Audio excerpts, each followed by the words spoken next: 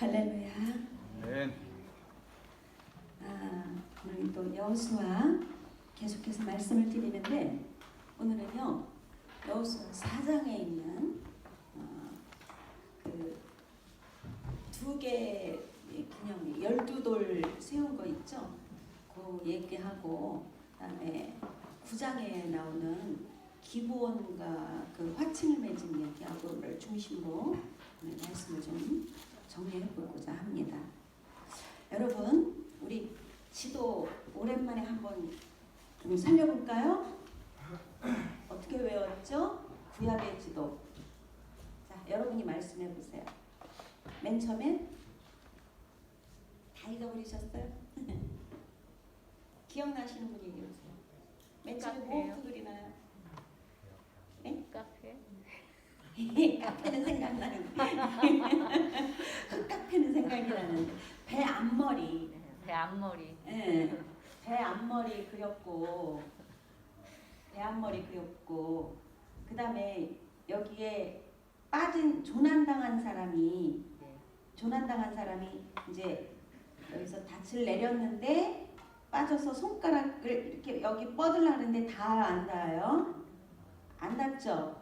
그래서 손가락 2개를 이렇게 뻗었어요. 근데 안 닿으니까 자기 가지고 있던 소지품 중에서 뭘 띄워요? 풍선을 이렇게 줄에 매달았는데 어디에 매달았어요? 덩어리 장갑에 매달았어요. 그래갖고 여기서 지금 그걸 누가 보고 있어요? 물방개. 네, 물방개가 이렇게 더듬이를 쭉 뻗고 쟤 뭐 하는 거지? 하고 지금 쳐다보고 있어요. 그리고 여기에 이렇게 해서 요건 흑카페. 흑카페에서 홍차 마셔요. 그래갖고 홍해, 그죠? 흑해 이거는요 카스피해. 네, 카스피해. 이쪽 위가 러시아니까 이거는요 페르시아. 여기가 사우디 아라비아. 이렇게 버선처럼 된 사우디 아라비아. 그죠? 여기가 이제 이란, 이라크 이렇게 이쪽에 있고요. 이쪽이 요거 있는 데가 뭐예요? 이게 나일강이니까 어디겠어요? 이집트. 자, 그러면 이집트에 이스라엘이 살 때 어느 땅에 살았다 그랬어요? 고센 땅이 바로 여기였다 그랬죠. 그래서 출애굽할 때 이스라엘이 출애굽해가지고 광야 생활을 하고 드디어 이제 이제 건너가지고 이 가나안 땅에 들어가서 여리고성부터 쳐부수게 돼 있는데 그 가나안 땅 들어가기까지 그러면 이스라엘이 큰 물 2개를 건너는데 그게 뭐겠어요? 2가지의 물, 큰 물 2. 첫 번째는 홍해. 그게 어딜까요? 여기죠, 여기. 홍해를 건너고 이라서 여기 시내산 돌아가지고 여기 가데스바네아에서 여기까지 왔다가 이렇게 돌다가 여기서 40년 지내고 이제 이렇게 건너간대. 그러면 첫 번째는 홍해를 건너고 두 번째는요? 요단강. 그렇죠. 비록 넓이와 크기는 차이가 있겠지만 홍해와 요단강을 건넙니다. 이걸 많은 학자들이 얘기하고 있고 우리도 생각해보면 수긍할 수 있는 게 일단 잘 보세요.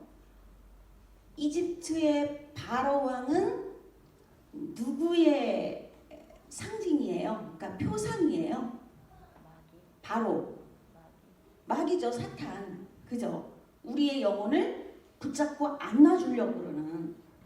그런데 하나님께서 그 마귀의 세력을 다 끊어버리시고 나중에는 완전히 심판하시고 10가지 재앙 중에 장자 재앙까지 내리신 다음에 이스라엘을 이끌어내셨잖아요. 그쵸? 그리고 나오게 하셨는데 다시 바로가 마음이 가라 빨리 가라 해놓고는 변했어요, 안 변했어요? 변해가지고 다시 막 군마를 이끌고 쫓아왔단 말이에요. 그게 어디예요? 이 홍해가란 말이에요. 홍해는 앞에는 홍해가 있고 바다가 있고 뒤에는 이스라엘 군대가 쫓아오는데 이 이스라엘 사람들은 군인들로만 이루어진 사람들도 아니고 온갖 할아버지, 할머니, 어린이, 뭐 여인, 뭐 음매하는 가축 다 데리고 나와서 지금 군인이라고 할 것도 없어요. 싸울 수도 없는데 앞에 바다가 있어요. 그때 하나님께서 어떻게 하셨습니까? 홍해를 이때는 홍해를 먼저 갈라주시고 건너게 하셨어요? 아니면은 네가 먼저 나가라 내가 갈라줄게 하셨어요? 갈라주셨어요. 네, 순서가 먼저 가르고 난 뒤에 가르고 나서 건넜죠. 그죠? 근데 요단강은 여기서 40년 지난 뒤에 요단강 건널 때는 먼저 갈라놓고 건너게 하셨어요? 아니죠. 이번에는 어떻게 하셨어요? 발을 디뎌라. 근데 그 물이 그냥 얇은 물도 아니에요. 이게 얕은 물도 아니에요. 그때 넘치는 시기라고 그랬어요. 보리 거두는 시기인데 물이 넘쳐갖고 범람하는 시기라고 그랬어요. 그러니까 발 디디면 그냥 꼬르륵이에요. 헤엄 못 치는 사람은. 그런데 제사장이 거기다가 맨몸도 아니고 뭘 맸어요? 언약궤를 맸단 말이에요. 언약궤 안에 뭐가 들어있어요? 십계명 돌판. 즉 언약궤는 달리 말하면 그냥 말씀이에요. 말씀을 지고 요단강을 디뎌라 했을 때 디뎠어요? 안 디뎠어요? 이게 뭐예요? 순종이에요. 제가 누차 얘기하죠. 여호수아서의 키워드는 뭐다? 순종이다. 누차 말씀드렸죠. 그쵸? 예. 순종하니까 하나님께서 요단강을 어떻게 해주셨어요? 갈라주셨어요. 차이가 이거란 말이에요.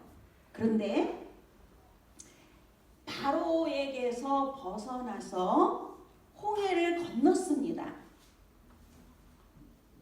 완전히 맨바닥으로 만들어주셔서 건너갔고 마지막 한 사람까지 딱 건너고 나서 뒤에 막 애국 군대가 마차 타고 쫓아오는데 이스라엘 사람이 마지막 한 사람이 발을 딱 육지에 딛는 순간 물이 어떻게 됐을까요? 도로 합쳐졌어요. 그래갖고 애국 군대가 다 수장돼서 죽었어요. 그쵸? 그러면 이제 바다예요. 우리 마침 여기 앞에가 우리는 바다가 있으니까 알잖아요.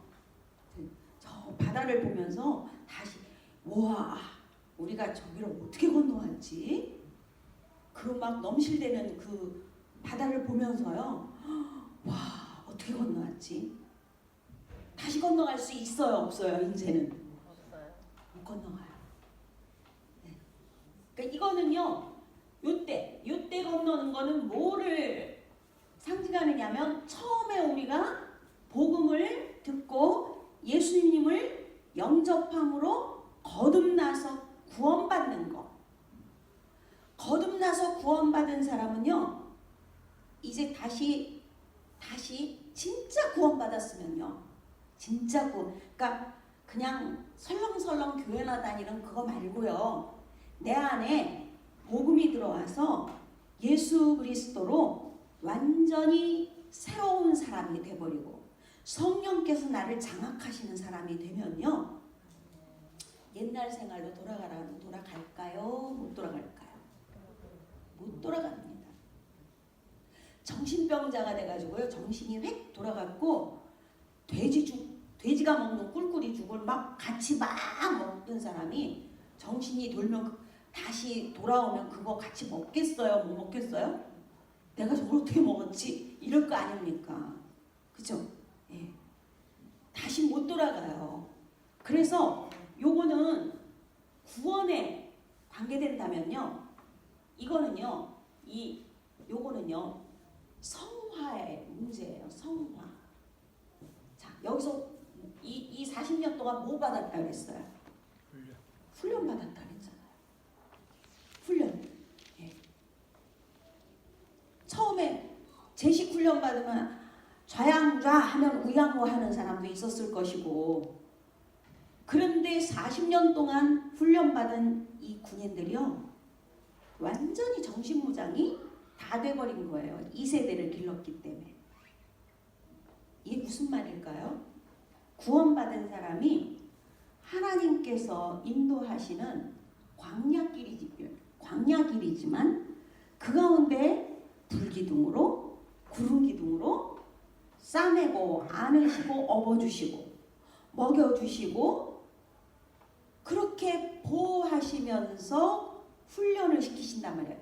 훈련을 시키시되 죽어라 하고 내모시는 게 아니라 늘 함께 하시고, 오죽하면 구름기둥이 사흘길을 앞서가서 장막 칠 곳을 찾아주신다니까요. 찾아주시고 거기에 딱 머물면 거기에 장막을 치는 거예요. 그 상황을 통해서 뭐가 되느냐? 구원받았다고 우리 어깨에 날개가 샥 돋습니까? 한꺼번에? 날개가 돋아가지고 그냥 구원받고 예수님 영접하고 나서 새 사람 되고, 와 나는 이제 새 사람 됐어, 나는 천국 갈 거야 하고 눈을 탁 뜨니까 내 얼굴에, 내 양 어깨에 그냥 날개가 싹 돋은 천사가 돼 있으면 얼마나 좋겠어요. 근데 우리는 죽을 때까지 우리의 죄성이 늘 있죠, 그죠? 그래서 늘 내 안의 죄성과 싸워가야 되잖아요. 근데 싸우는데 저는 그걸 믿습니다. 여러분도 이게 신앙의 원리예요.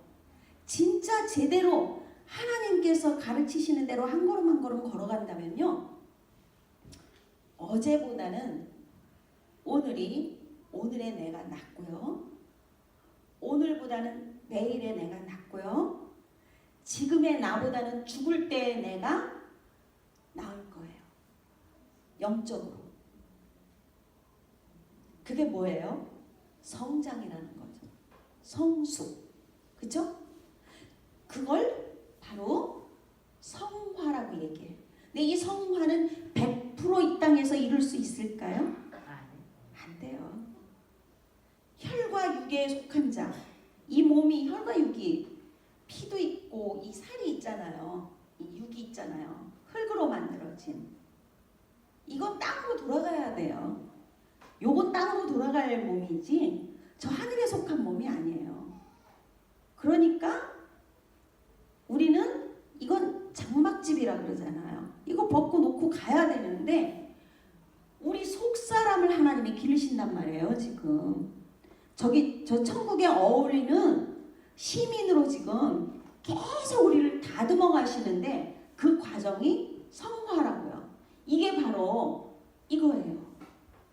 계속해서 하나님이 말씀하시는 거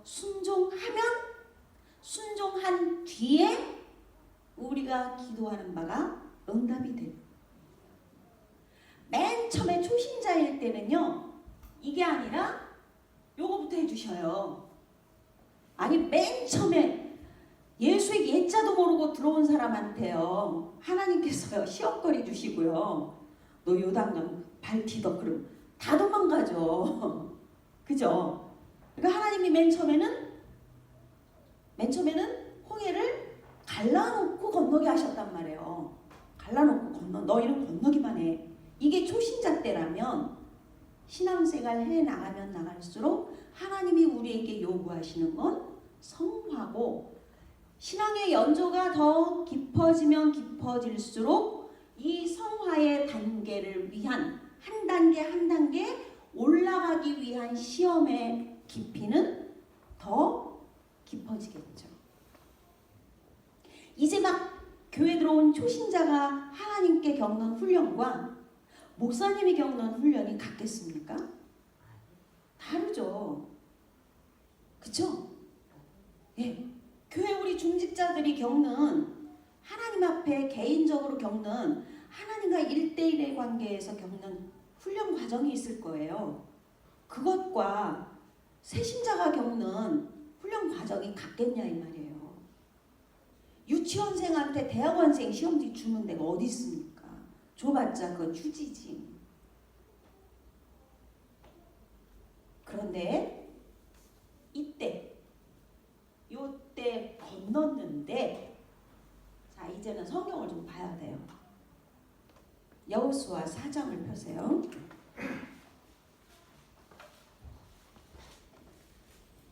사장 3절. 여호수아 4장 3절입니다. 읽으세요. 시작. 그들에게 명령하여 이르기를 요단 가운데 제사장들의 발이 굳게 선 그곳에서 돌 12를 택하여 그것을 가져다가 오늘 밤 너희가 유숙할 그곳에 두게 하라 하시니라. 아멘. 예. 오늘 밤 너희가 유숙할 곳, 그게 나중에 뒤에 보면 길갈인데요. 거기다가 갔다가 노래요. 그러니까 지금 무슨 말이냐면, 자 이제 요단강이 있어요. 그리고 여기가 이제 이렇게 하나님이 저 위에서 흘러내려오는 물을 이렇게 벽으로 쌓아주셨겠죠. 못 내려오게. 그래서 물벽이 쌓였고 여기는 그냥 이제 점점 맨 땅이 드러났겠죠. 그죠? 그런데 이게 이렇게 물이 점점 마르기 전에 요단강에 제사장이 언약궤를 메고 여기 딱 서 있단 말이에요. 언제까지 서 있었을까요? 건널 때까지. 다 건널 때까지. 한 사람도 안 남고 다 건널 때까지 요 자리에 서 있었단 말이에요. 언약궤 딱 메고. 언약궤가 아까 여기 제가 적은 거에 뭐라 그랬어요? 뭘 상징한다 그랬어요? 말씀. 언약궤를 메고 여기 있었는데 물이 그쳤어요. 갈라졌어요. 그래서 요 자리에서 이제 강 밑바닥에 보면 돌들 많지 않습니까? 거기서 돌 12를, 아마 작은 돌은 아니었을 거 아니에요. 장정들이 하나씩 매일 정도의 돌이었겠죠. 기념비 세울 정도면. 그거를 지파별로 12개를 가지고 가서, 자 여기서 가지고 가서 가다 보면 너희가 유숙할 곳이 나올 건데 거기에다가 세워놔라. 기념비로 세워라. 그게 세운 이유가 뭔지 나와요. 6절 보세요. 6절 7절 6절 7절 시작. 이것이 너희 중에 표징이 되리라. 후일에 너희의 자손들이 물어 이르되 이 돌들은 무슨 뜻이냐 하거든 그들에게 이르기를 요단물이 여호와의 언약궤 앞에서 끊어졌나니 곧 언약궤가 요단을 건널 때에 요단물이 끊어졌으므로 이 돌들이 이스라엘 자손에게 영원히 기념이 되리라 하라 하니라. 아멘. 여기서 지금 돌 12개를 가져다가 기념비를 세우라 했는데 이게 무엇을 위한 거라고요? 뭐가 되게요? 표징이라는 단어가 나오죠? 그죠? 표징이라는 단어가 나오는데 이 표징이 누구를 위한 표징일까요?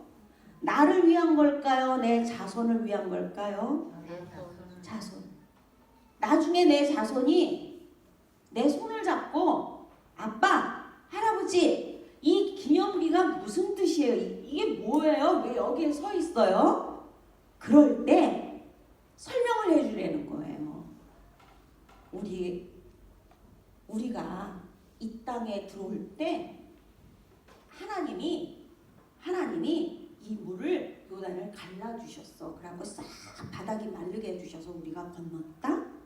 설명을 해주려는 거예요. 그러면서 뒤에 보니까 이 돌들이 이스라엘 자손에게 영원히 뭐가 되리라? 기념이 되리라. 이 비석을 세운 게 하나님의 이적에 대한 표징이면서 기념이면서 하나님이 우리를 이스라엘 자손을 위해서 어떤 은혜를 베푸셨는지에 대한 증거가 된다 이 말입니다. 자, 그런데 여쭤볼 게 있어요. 우리가 기억하는 것 잘못하면 요것만 기억해요. 여기서 12개 가져다가 유숙할 곳에 갖다 놓으라 그랬어. 근데 이 기념비를 한 곳에만 세웠을까요? 아니면 또 다른 곳에 세웠을까요? 한 곳에 세웠을까요? 두 곳에 세웠을까요? 한 곳에 세웠다. 두 곳에 세웠다. 이곳에 손 이렇게 든 분들 이렇게 든 분들은 뭐예요? 두 곳에 세웠어요. 자 볼까요? 9절 읽습니다. 시작. 여호수아가 또 요단 가운데 곧 언약궤를 맨 제사장들의 발이 선 곳에 돌 12를 세웠더니 오늘까지 거기에 있더라. 아멘. 자, 돌 12를 어디에 세웠대요? 제사장이 발 딛고 굳건하게 서 있던 그 자리, 거기에다 12를 세웠대요. 근데 잘 보세요. 요건 누가 명령한 거예요? 요 12돌 9절에 있는 거는 여호수아가 명령했어요. 그런데 아까 가져다가 너희가 유숙할 곳에 가져가서 세워라 그런 거 누가 명령한 건지 보세요. 4장 1절 그 모든 백성이 요단을 건너가기를 마침에 여호와께서 여호수아에게 말씀하여 이르시되 누가 명령했어요? 네. 요거는 처음에 여기 가져가서 저기 유숙할 곳에 세워라 이거는 누가 명령하신 거예요? 하나님이 명령하신 거고 자손 대대로 표징을 남겨라 명령하신 거고 여기 요 제사장이 서 있던 자리에다가 12돌을 세웠어요. 요거 명령은 누가 했다고요? 여호수아가요. 그런데 이 자리가 희한하지 않아요? 이게 육지가 아니란 말이에요. 자, 건넜어요. 이제 제사장도 여기 있을 필요 없죠. 다 건넜으니까.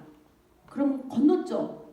그러면 여기 있던 이 하나님의 억지로 이렇게 딱 막아놓으셨던 물이 어떻게 될까요? 이제는 도로 덮이겠죠.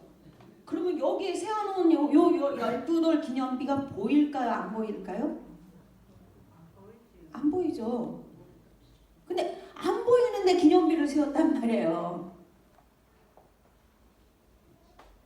이해되셔요? 예? 제가 지금 무슨 얘기하는지 이해되시죠? 예. 여기 있는 거는 충분히 이해하겠단 말이에요. 자손들이 보면서 아빠, 엄마, 이 돌이 뭐예요? 여기에 왜 세워져 있어요? 그러면 하나님의 역사를 얘기해줘라 하고 자손들을 위한 신앙의 교육을 위해서 표징으로 남겨라 하는 것을 이해를 하겠는데 여호수아가 왜 물이 덮이면 보이지도 않을 이 물속에다가 12돌을 세워놨을까? 혹시 그거 우상처럼 생길까 봐 그런 거 아니에요? 그보다는 이스라엘 백성 그 돌을 이 12돌을 세울 때 이 자리에 세울 때요. 이스라엘 온 백성이 하나님의 역사를 체험했습니까? 안 했습니까? 했죠. 체험한 사람들이 지금 여기에 12돌을 세운 거예요. 그럼 물이 덮였어도 안 보여도 내가 체험한 거는 이 마음에 남아 있습니까? 없습니까? 있죠. 여러분 이 자리에 오시기까지 하나님 체험하셨죠? 근데 그 체험하신 게 세월이 지났어요. 눈에 보여요? 안 보여요? 안 보여서 사람들이 보여줘봐 보여주면 믿을게. 근데 없어요. 보여줄게. 근데 내 마음엔 있어요? 없어요? 있어요. 목에 칼이 들어와도 있어요. 하나님 살아계신 걸 체험한 사람은요 순교 할 수 있어요? 없어요? 있어요. 왜요? 하나님 살아계시니까.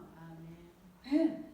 이 목숨 잠깐 죽어도 이건 짧은 육신의 수명이 죽는 거고 다 하는 거고 하나님 앞으로 가면 영원한 세계가 열린다는 걸 우리는 믿잖아요.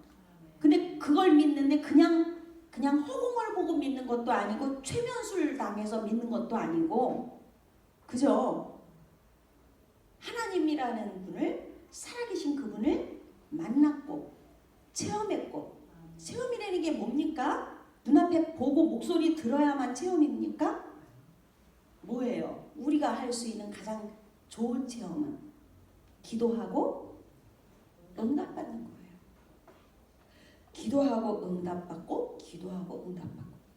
이게 반복이 되면요, 기도하니까 계속 응답이 오네, 기도하니까 응답이 오네. 처음엔 우연이라고 쳤을지 모르지만 기도할 때마다 응답이 떨어진다 그러면 이거는 우연입니까? 필연입니까?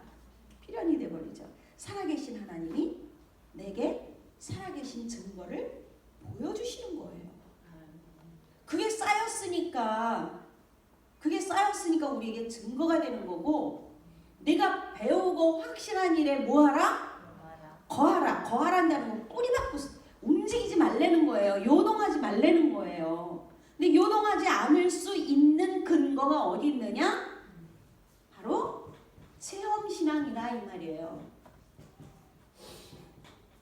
체험신앙. 네.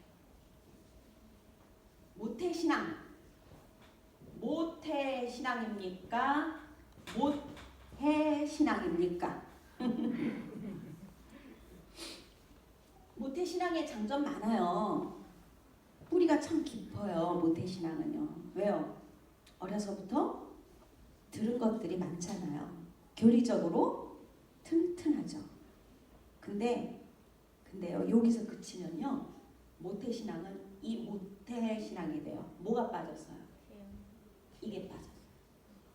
근데 중간에 예수 믿고 커가지고 신앙생활하다가 예수 믿고 돌아온 분들 중에 아주 극적인 체험한 분들 있죠.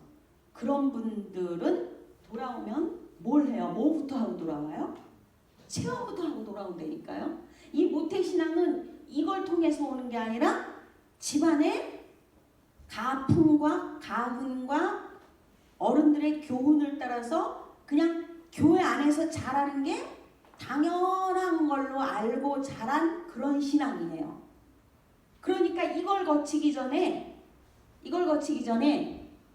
그 생활이 돼버린 그런 신앙을 살았단 말이에요. 그런데 유혹에 빠졌어요. 장단점이 있어요. 중간에 확 극적인 변화를 겪어서 이 체험부터 하고 들어온 분들은 뭐가 약하냐? 뿌리가 약해요. 그래서요, 체험했을 당시에는요, 정말로 막 죽을 때까지 그 믿음 가지고 갈 것처럼 펄펄펄펄 끓어요. 근데요, 이 뿌리가 약하다 보니까요, 어느 순간에 탁 넘어져요. 저는 옛날에 어떤 분 너무 믿음 좋아하고 남전도에 회장도 하고 막 그때는 막 끌어가지고요, 막 남전도 회원들 억지로 끌고 기도원 가갖고 막 밤새 기도하고 막 그랬던 분인데요. 평택으로 이사를 해가지고 나중에 이제 한번 그쪽으로 들를 일이 있다가 생각이 나서 어떻게 사시나 하고 만나러 갔더니요, 천주교로 갔대요. 그래서 왜 갔냐 그랬더니 음식점을 하는데 이 교회는 손님이 별로 안 온다는 거예요. 뭐예요? 뭐가 없는 거예요? 교리적인 뿌리가 없는 거예요. 네. 한번 확 오는 어떤 부름 받았어요. 네. 여러분, 여호수아가 왜 여기다가 12돌을 세우게 했느냐? 이스라엘 전체가 뭐 했어요? 살아계신 하나님을 한 번 더 체험했죠. 그거 기념하라고 세운 거예요.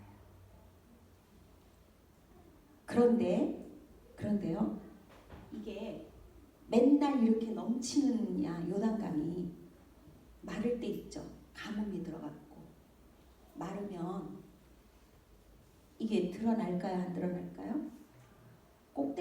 드러나겠죠. 그죠? 여기에 예수님 아니 하나님의 언약궤를 제사장이 메고 섰다. 이거는요. 이 제사장이 서기 전에는 물이 덮여서 건널 수가 있었어요? 없었어요? 없었는데 제사장이 언약궤를 메고 섬으로 말미암아 이게 열려졌죠. 그러니까 이 언약궤는 제사장이 맨 언약궤는 이쪽과 동쪽과 이 서쪽을 잇는 다리가 됐어요. 저 그림 보세요. 십자가가 뭐가 되어 있습니까? 다리가 되어 있죠. 그죠? 우리는요, 이 12돌은 우리의 죄성을 의미해요.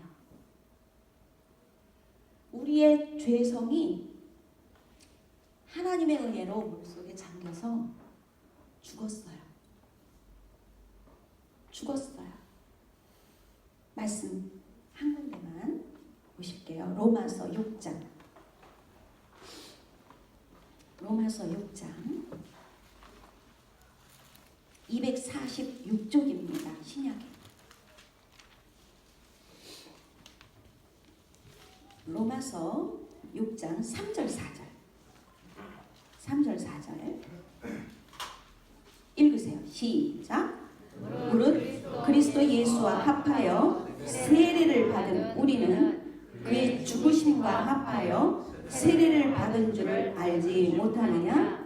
그러므로 우리가 그의 죽으심과 합하여 세례를 받음으로 그와 함께 장사되었나니 이는 아버지의 영광으로 말미암아 그리스도를 죽은 자 가운데서 살리심과 같이 우리로 또한 새 생명 가운데서 행하게 하려 함이니라. 아멘. 말이 좀 길고 어려운 것 같아도 다른 거 없어요.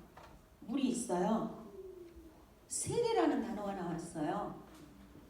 이걸 침례로 생각하면 이해가 더 쉽다 그래요. 전에 말씀드렸어요. 세례가 뭐냐?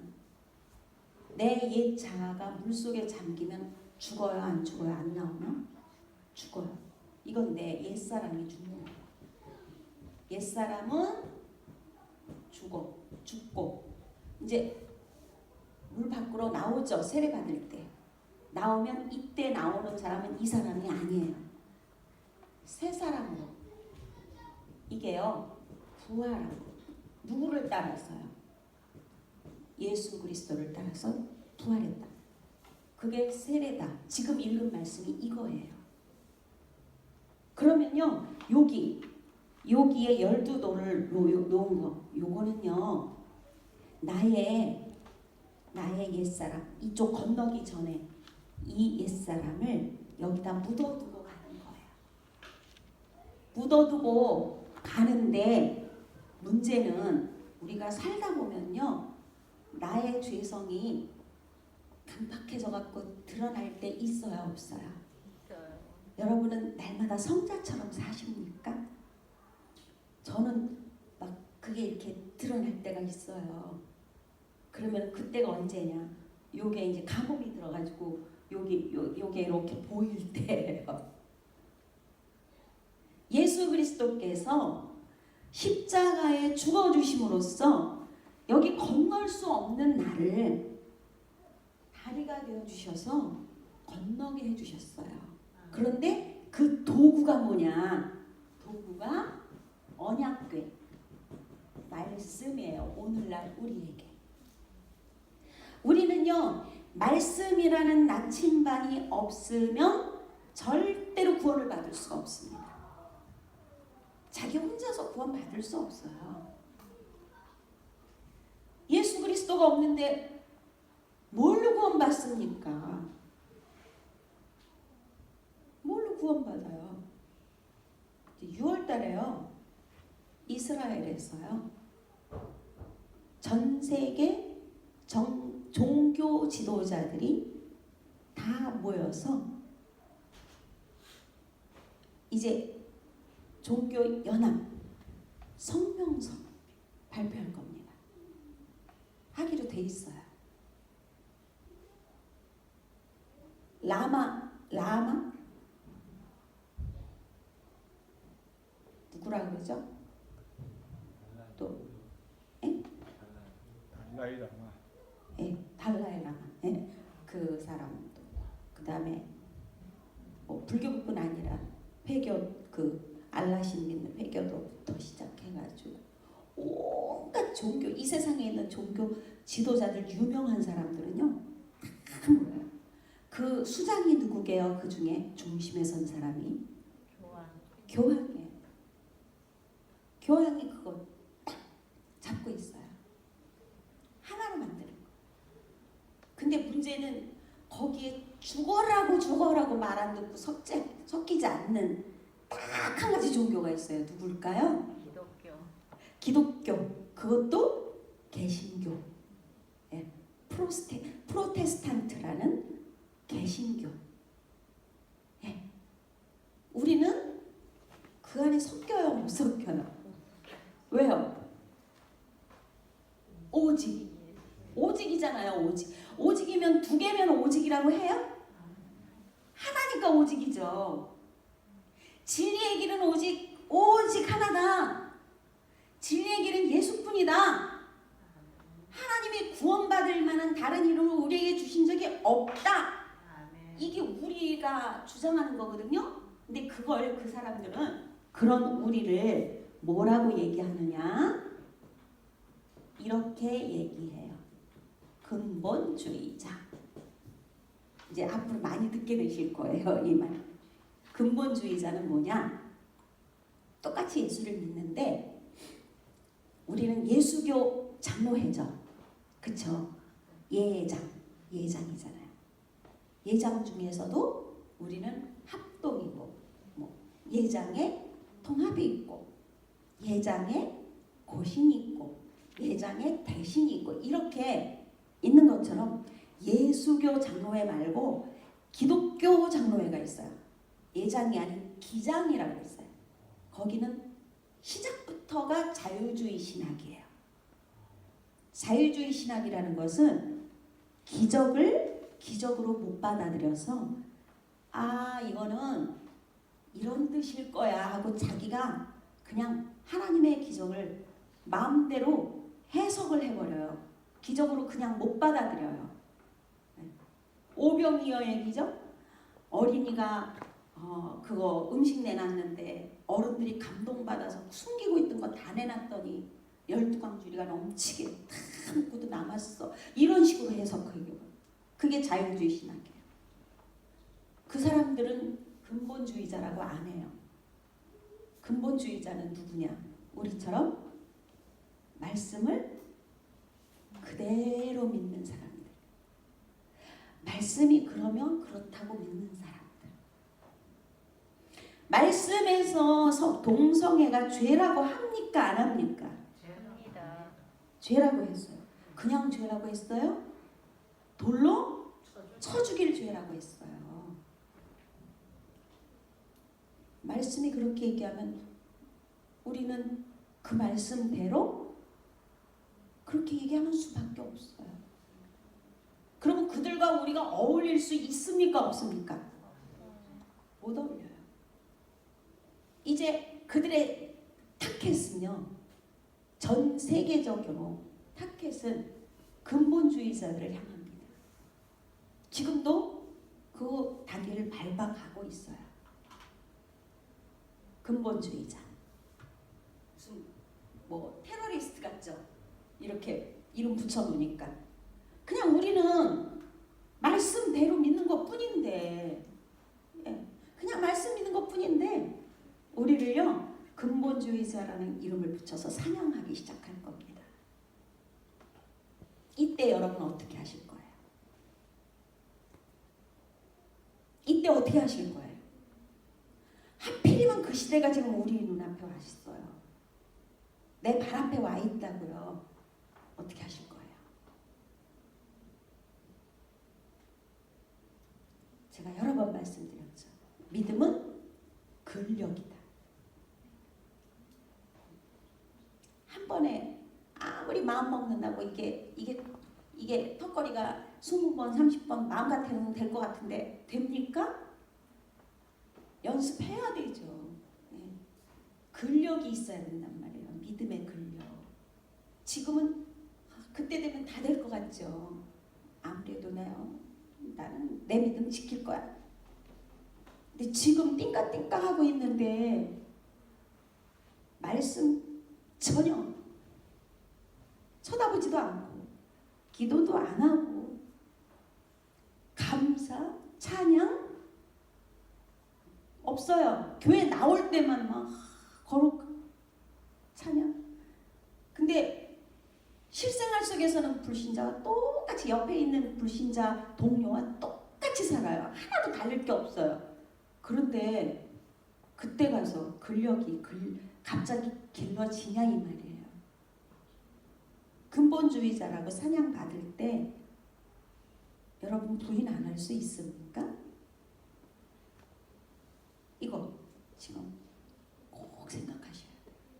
지금 시대가 그래요. 예. 6월 달에 그 사람들 모여서 발표하고요. 동성애에 관해서 확실하게 이제 법적으로 완전히 제정이 될 거고요. 9월 달에 우리나라 이번에는 통과될 거고요. 차별금지법.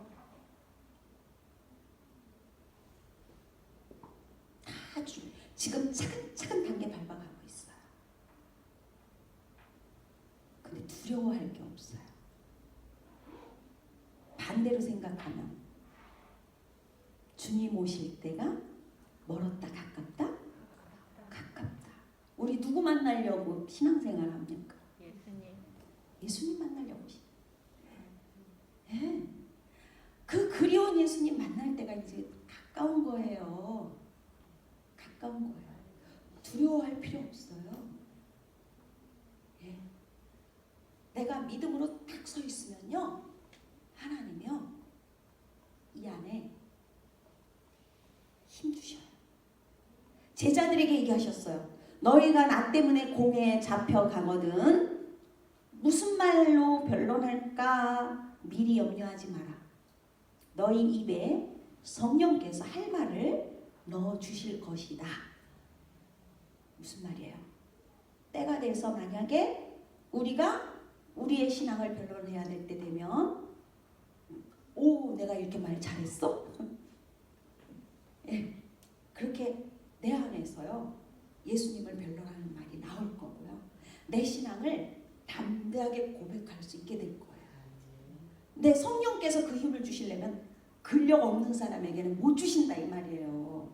평소에 놀고 그냥 마음대로 교회 주일날 한번 딱 나오는 걸로 주일 신자로 살던 사람에게는 그 근력이 없다 이 말이에요.